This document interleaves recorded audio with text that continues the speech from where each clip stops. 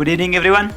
Thank you for the opportunity, and I'll be really happy to talk about this topic because I myself made my career now recently in the environment field, starting from textiles originally.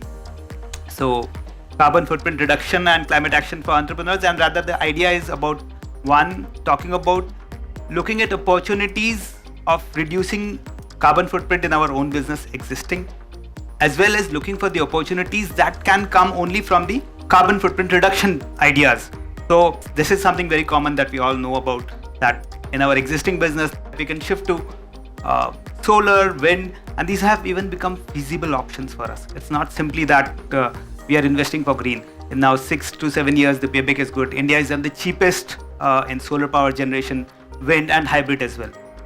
Opportunity is to shift our transportation, personal as well as business, into electric vehicles and upcoming green hydrogen vehicles, reducing paper, etc. in our business. So making us pride that we are doing something right.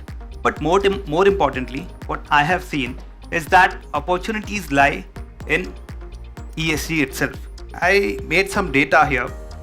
Like the solar industry already is 65 gigawatt in India, and it's expected to be a $250 billion by 26. Wind power stands at 40 gigawatts today. Electric vehicle industry was $3.2 billion in 22 and $114 billion it would be in 29. That is what we are expecting. So the idea of getting into an ESG business itself is something great. The opportunity, like half the discussion we do these things into our life is about sustainability. If I'm not extrapolating, maybe 1/3, but at least this portion goes to discussing sustainability. The automotive industry waste market is valued at $9.4 billion and expected to be $23 billion by 27. E-waste generated is 1.7 million tons in 22 alone, and biomedical 56,000 tons kind of. Municipal waste numbers are mind-boggling. In 23, report of 2023 says that 150,000 tons of MSW waste is being generated today on daily basis. One of the waste management companies that is working for Prayagraj right now. Prayagraj is where we are going to have the next Mahakumbh. Mahakumbh is one of the biggest events we have. This single Mahakumbh will create 500,000 tons of waste, just one event. They already have 1.5 million tons of legacy waste lying there. There is an opportunity of municipal waste to energy. We ourselves, if we talk about Steamhouse, my company, we started selling steam to the industries. These industries were getting pollution closures due to air pollution. They were not within the norms of air pollution. And industries in general, businessmen are in general not actually having an idea to violate the norms. But smaller boilers do not allow them.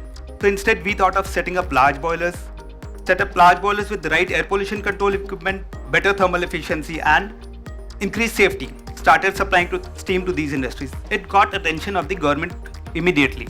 2014 we started, 15 government picked up the idea, started promoting it throughout the Gujarat. Maharashtra got connected themselves. Maharashtra government connected to us. Goa government, Uttar Pradesh government. Now Central Pollution Control Board has made a policy around it that it should become a mandate for all the country, all of India to have common boilers everywhere.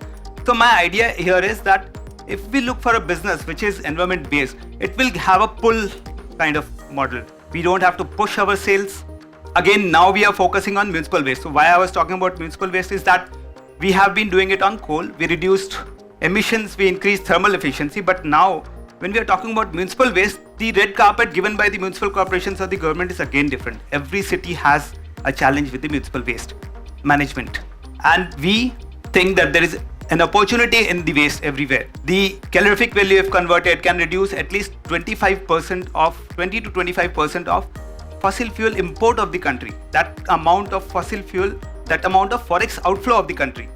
So this is what we feel can be done for the nation while building career for ourselves, business for ourselves, and have a pride business, and our generations can say that yes, we are doing something which we are not defecting the country or the earth. Thank you. I think if it's in order, you should share with the rest of the entrepreneurs sitting here. He's leading an amazingly successful business in kind of district cooling happens. This is district steam generation. How are you planning to take your company public and when? Very shortly. We are online. Yeah, we will be doing it very I shortly. think a lot of entrepreneurs require the motivation. Yeah. So I'm sure my friend Siddharth sitting there, he's planning next, and somebody else. Yeah. So you should share a little about your journey. How did you start? What was the first big break? Because for us, it's very, very important in DLC to know every entrepreneur and their life's journey, because that's what inspires us. And then the great things they do that are not going to only make money for them, but first impact the environment, impact the world, and a byproduct is making money. So we really have great amount of respect for people who work in the zone of ESG. Just share your life's journey. I was into textile business always, and that's my family business. I joined business when I was 17 in 1993. A child labor that was. So, but in the journey, I did a lot of other businesses, and for textiles again, I was traveling to South Korea, Daegu, 2007-8. At the same point of time, textile industries were getting closure due to air pollution. There was a problem statement, and there in Korea, I saw in a textile park that there is a solution statement. The common boilers were there. I thought that this idea is good for the association. It was a big project, a complete infrastructure being created. So I connected with my association saying that let's do this. They did not like the idea. They rather laughed at the idea, and that rather inspired me that we should go for this. So I started with one customer in my industrial area, Sachin GIDC. Where we already have a process house. And going forward, I thought 35 industries of Sachin GIDC were my scaling up idea. But as I said again, the government took the attention. The chief minister immediately intervened. Gujarat has that we've been very progressive about the ideas. So they asked me to do it in several areas, and we went for 6 locations. But the real problem comes here. We did not have that money, and for a crazy scaling up, we have been growing almost 80% CAGR every year, and for that kind of growth, the balance sheet never matches. The CA firms and all these people know that debt to equity ratio, EBITDA to equity ratio will never happen. That has been the main reason that we are going public. We need funds. And going to the private equity, the good story, there are a lot of private equity players. But what my personal experience has been, they always look for a Friday sale. They look for something discount, some desperate industries that want money. So I was not ready about that. I already had my business which was giving me some money, small market repute that my friends supported me, my colleagues supported me. So that way we kept on going. Even this morning when I was coming here, I had 2 meetings with the equity investors. The offer was straight, give us a controlling stake. Now, so I think going ahead with the challenges, I don't feel like, I did not feel like it should be a morning again, because people will be behind me for the money. So that was a stress time, but we took it forward. My family supported me, and now since we have a proof of concept, the growth, the EBITDA, profits have been in the balance sheet from the very first month of our projects, because it was a brand new idea, a virgin market. For the IPO itself, we got a market survey report done. It's a 3.5 lakh crore market. Wow. And single player. So if you invest in me, you can guess where you can go.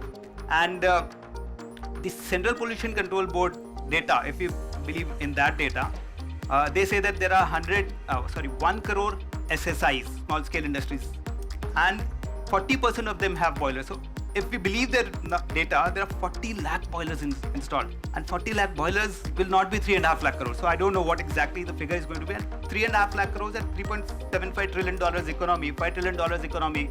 We can imagine 3 years down the line where we can be. Mind-boggling figures. Yeah, and the textile parks, PM Mitra parks, the 7 PM Mitra parks that are recently announced. All these parks, government has brought the idea of having common boilers in advance with the investment from the government. That is 2,500 crores coming from the government. So started with 5 crore sales in first year. Last year we did 330. This year we are expecting 600 kind of. So that is how it has been happening. So we have a star amongst us. What has excited you to join DLC? And how do you think DLC as a platform and especially forums is going to impact your ways of thinking and support you in the journey that you are? To be very honest, meeting you once. Yeah, so my curators have been Rachit Podar and Sharat Dodi. They are good friends. They did excellent event, like they are stars of Surat.